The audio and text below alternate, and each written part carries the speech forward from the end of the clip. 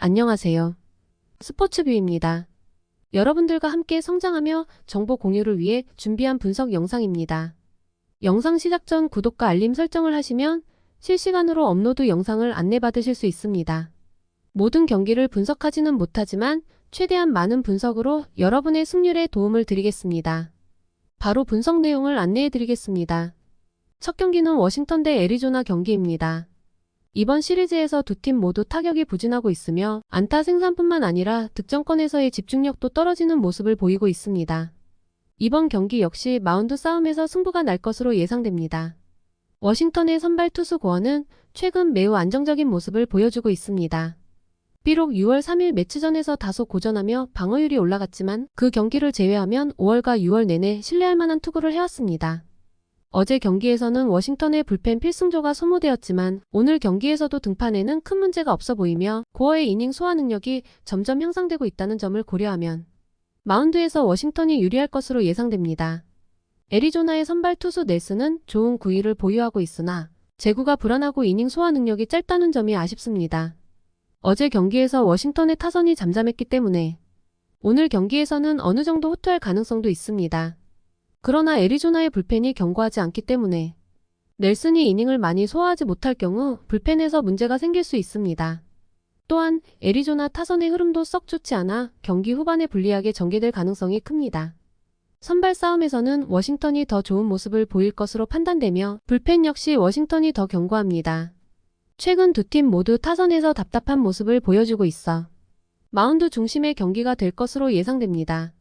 이런 상황에서 워싱턴의 마운드가 보다 안정적이므로 저득점 경기가 예상되며 워싱턴의 승리가 기대됩니다.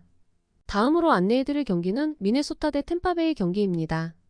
지난 경기에서는 미네소타의 타선이 활약하지 못해 아쉬운 패배를 경험했습니다. 그러나 마운드에서는 안정감을 유지하고 있습니다. 리차드슨은 지난 등판에서 비교적 고전했지만 템파베이의 타선은 낮은 변화구에 대한 타이밍을 제대로 맞추지 못해 주도권을 놓칠 가능성이 있습니다. 또한 불펜 운영에서 미네소타가 체력적인 우위를 가지고 있어 후반으로 갈수록 강세를 보일 것으로 보입니다. 미네소타는 이전 경기에서 타선이 부진했습니다. 높은 공을 공략하지 못하고 아쉬운 성적을 보였지만 리틀과의 맞대결에서는 낮은 공을 활용할 것으로 예상되어 정확한 타격을 기대할 수 있습니다. 중심 타선은 장타를 기록할 수 있는데 이는 불펜 싸움에서도 유리한 상황을 만들 수 있을 것으로 예상됩니다. 반면 템파베이는 상대적으로 많은 불펜 투수를 활용해왔습니다. 최근에는 리텔의 제구력이 저하되고 투구수가 늘어나는 경향을 보이고 있어 안정적인 마운드 운영이 어려울 수 있습니다. 타선의 활약이 그만큼 중요할 것이며 중요한 찬스를 살려야 할 것입니다. 미네소타의 중심 타선은 경쟁 상대와 비교해도 뒤지지 않는 힘을 보여주고 있습니다.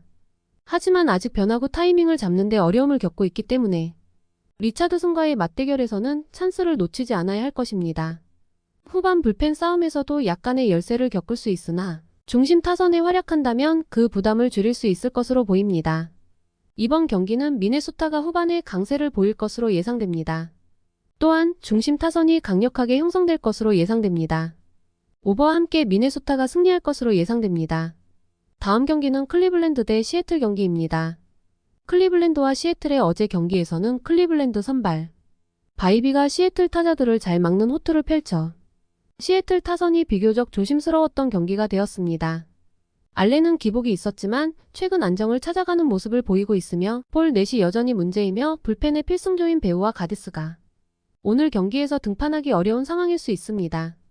시애틀의 선발 투수 카스티오는 올 시즌 안정적인 성적을 보여주며 이닝 소화도 우수합니다. 오늘 경기에서도 안정적인 투구를 펼쳐줄 것으로 예상됩니다. 또한 어제 휴식을 취한 필승조들을 고려하면 불펜 상황에서 시애틀이 유리한 것으로 판단됩니다. 다만 어제 타석에서 답답한 흐름을 보여 타격에 대한 기대는 낮을 것으로 보입니다. 선발 싸움에서는 시애틀의 카스티오가 우세하며 불펜 상황도 시애틀이 유리한 것으로 보입니다. 마운드에서 시애틀이 우세한 것으로 판단되며 저득점 경기가 예상됩니다. 다만 시애틀의 조심스러운 타격을 감안하면 승부보다는 저득점으로 경기를 전개하는 것이 좋아 보입니다. 마지막 경기입니다. 더 많은 분석 내용은 댓글에 안내되어 있는 블로그로 오시면 확인 가능합니다. 세인트루이스 대 샌프란시스코 경기 분석 바로 시작하겠습니다. 세인트루이스의 팔란테는 기복이 있지만 최근 샌프란시스코 타선이 낮은 공에 고전하고 있음을 감안하면 변화구 완성도가 떨어지더라도 낮은 공 위주의 투구 패턴을 가진 팔란테가 주도권을 잡을 가능성이 큽니다. 또한 연패를 기록 중이더라도 후반으로 갈수록 불펜의 활약이 두터워 접전 상황에서도 상대적으로 강세를 보일 수 있습니다. 세인트루이스 타선은 상대를 강하게 압박하는 수준은 아니지만 빠른 볼 카운트에서 정타를 맞추며 비교적 많은 득점을 올리고 있습니다. 이번 경기에서도 제구력이 흔들리고 있는 윈을 상대로 유리한 카운트를 잡았을 때 정타 비율을 높일 수 있으며 불펜 싸움에서도 상대적인 우위를 점할 수 있을 것으로 보입니다. 샌프란시스코는 최근 불펜 투수들의 열세가 이어지고 있습니다. 접전 상황에서 카운트 주도권을 잡지 못하며 고전하는 모습을 보이고 있습니다. 이번 경기에서도 윈이 긴 이닝을 소화할 가능성이 낮아 마운드 부담이 클 것으로 예상됩니다. 게다가 타선이 기복을 보이고 있어 초반 주도권을 잡지 못하면 경기를 끌려갈 가능성이 큽니다. 샌프란시스코의 중심 타선도 여전히 열세를 보이고 있습니다. 찬스를 만들어도 득점으로 이어지지 못해 득점 루트를 형성하지 못하고 있습니다. 특히 9위는 부담스럽지 않더라도 낮은 변화구를 구사하는 팔란테와 같은 유형의 투수에게 고전하는 모습도 있습니다. 후반 강세를 보이지 못해 리드를 장담하기 어렵습니다. 세인트루이스는 선발 맞대결에서 의외의 변수를 보여주며 리드할 가능성이 있습니다. 상대적인 관점에서 세인트루이스가 비교적 강세를 보여줄 수 있는 상황입니다. 오버와 함께 세인트루이스의 승리와 핸디캡 승리를 추천합니다. 오늘의 분석 영상은 여기까지입니다. 다른 경기들의 프리뷰가 필요하시면 고정 댓글로 저희 네이버 블로그를 방문해주세요.